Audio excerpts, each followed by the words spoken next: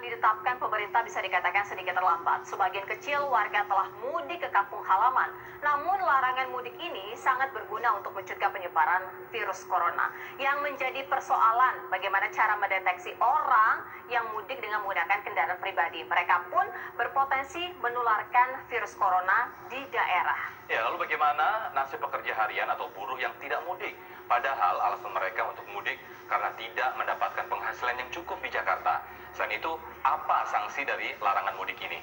Bersama kami telah bergabung nanti ada Gubernur Jawa Tengah Ganjar Pranowo dan juga sekarang sudah terhubung dengan Dirjen Perhubungan Darat Kementerian Perhubungan Bapak Budi Setiadi. Selamat petang Pak Budi. Selamat petang. Selamat petang Mas. Ya. Pak Budi, ini kiat-kiatnya dari Dirjen Perhubungan Darat untuk menangkal bagi para pemudik yang menggunakan kendaraan pribadi, bagaimana ini Pak Budi?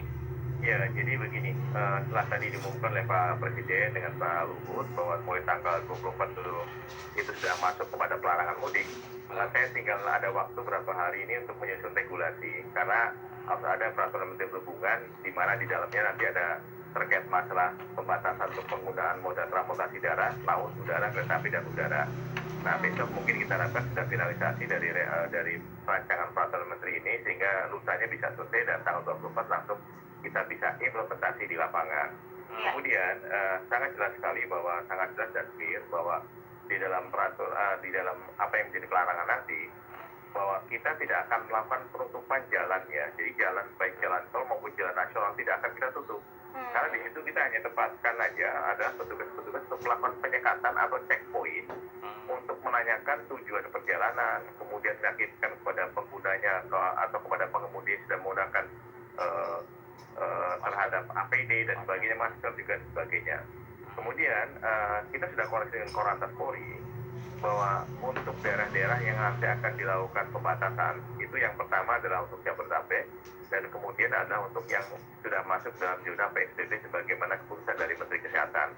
Nah, pada lokasi-lokasi itu keluar masuknya kita akan tentukan untuk dilakukan penyekatan dengan Korlantas Polri nanti gabungan TNI, Polri, kemudian Disub dan juga Pol PP sehingga nanti kita bisa melihat betul bahwa apakah yang bersangkutan mudik atau tidak. Nah, berikutnya untuk kendaraan-kendaraan logistik itu sebagaimana arahan pimpinan tidak boleh terganggu sama sekali, jadi harus lancar. Gitu. Oke, Pak Budi, kalau tidak ada penutupan jalan, artinya efektifnya seperti apa skema pembatasan lalu lintas ini? Ya, paling pada lokasi-lokasi yang kita jadikan checkpoint, kita siapkan pos di situ, kemudian semua kendaraan akan kita perlambat sehingga kita bisa meyakinkan bahwa mobil itu membawa logistik berarti lanjut. Kalau kemudian mobil itu adalah yang akan mudik berarti harus kita kembalikan lagi untuk tidak boleh melanjutkan perjalanan. Ya Pak Budi, ini semua mobil akan diperiksa, diberhentikan satu-satu, kemudian diperiksa begitu, lalu kemudian nanti apabila ketahuan yang mungkin tidak berkepentingan, apakah nanti memang harus disuruh kembali lagi atau bagaimana nih Pak Budi?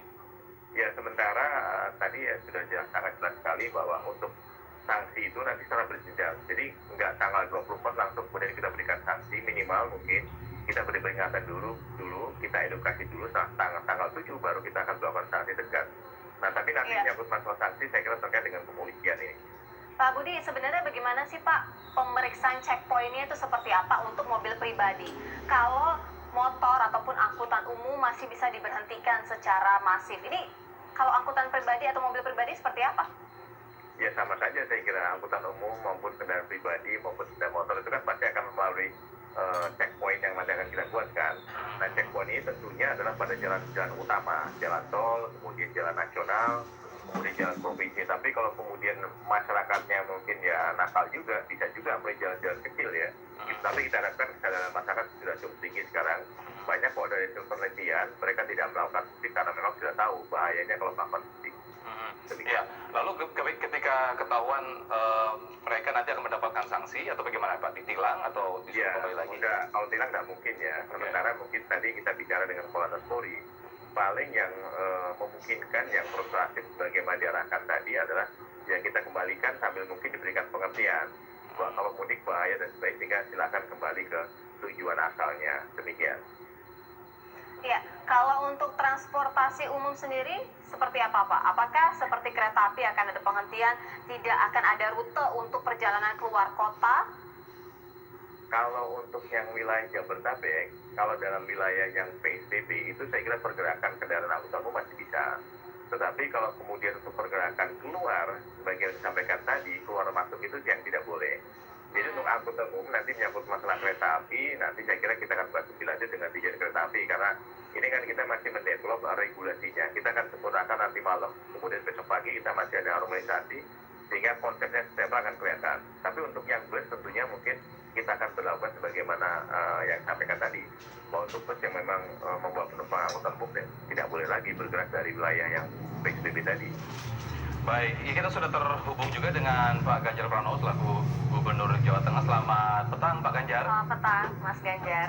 Ya, selamat petang. Ya, Mas Ganjar, ini pemerintah sudah memutuskan bahwa per tanggal 24 April tidak boleh mudik. Ini bagaimana dari pemerintahan dari Jawa Tengah nih, Mas Ganjar? Ya, saya menyampaikan terima kasih. Setengah lega saya atas kebijakan ini, tentunya akan sangat membantu. Karena sebenarnya kalau kita melakukan tracing, hampir-hampir klaster-klaster penularan itu memang berasal dari zona merah. Kerja ini tentu kerja yang mesti dibantu, didorong, semuanya mendukung begitu. Sehingga nanti kepolisian, kemudian perhubungan bisa melaksanakan dengan baik. Dan saya coba edukasi masyarakat agar mereka memang betul-betul untuk taat aturan, sehingga mereka tidak perlu kembali mudik. Dan tugas saya sebenarnya membantu mengidentifikasi masyarakat yang tinggal di sana dan memastikan bahwa mereka bisa makan pada tingkat kebutuhan dasar, khususnya pada, mohon maaf, level paling bawah. Kalau orang Jawa Tengah yang middle up, sudahlah mereka bisa tetap tinggal, saya kira mereka akan mampu, bahkan bisa menolong. Tapi yang saya pikirkan yang level bawah ini gitu. Iya, artinya persiapannya seperti apa Mas Ganjar? Untuk mencegah satu sama lain agar tidak berpindah daerah ataupun pulang kampung ataupun masuk ke wilayah Jawa Tengah. Ada dua hal sebenarnya. Satu, ketika Presiden sudah mengatakan dilarang, maka pasti akan ada sebuah upaya penegakan hukumnya. Di daerah sudah kita ceritakan kepada publik. Saya kira TV One tadi ada dua berita yang bagus ya. Yang kemarin pulang dari Riau dan kemudian dia buat tenda di pinggir kali, begitu tadi saya kontak juga ustadznya itu, dan mereka dengan gembira. Atau satu sisi yang agak nekat, yang pulang ke Sragen kemudian ditaruh di rumah yang katanya rumah hantu, dan hantunya kayak ya, mereka kita kasih, saya tidak enak mau mengatakan tapi saya belum punya diksi yang lain, ini sebagai disinsentif. Disinsentifnya adalah kalau kamu pulang, kira-kira kami akan karantina seperti itu kondisinya, ya tidak nakut-nakuti sih. Tapi kalau kemudian kamu tetap stay, harapannya ada insentif yang diberikan. Karena sudah banyak yang protes ke saya, Pak, saya daftar nggak bisa, Pak.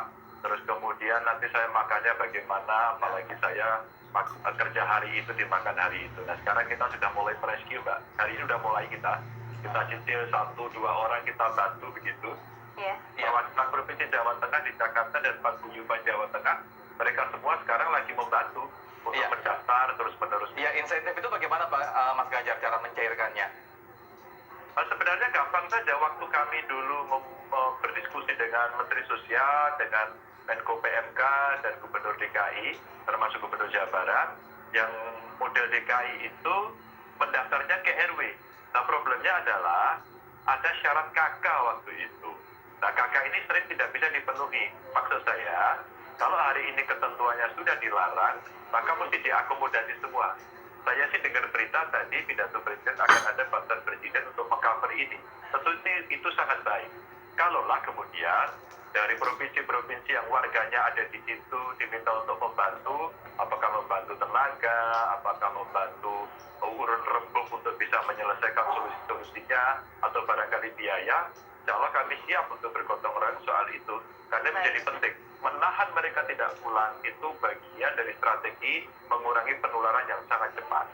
Iya, Mas Ganjar, sejauh ini bagaimana dengan koordinasi antara daerah Jawa Tengah dengan juga Dinas Perhubungan dalam hal angkutan umum, kemudian mobil-mobil pribadi yang meninggalkan suatu daerah kemudian akan masuk ke Jawa Tengah. Tapi dijawabnya nanti, Mas Ganjar, kita harus iklan terlebih dahulu. Kabar Petang segera kembali usai jeda pariwara berikut ini.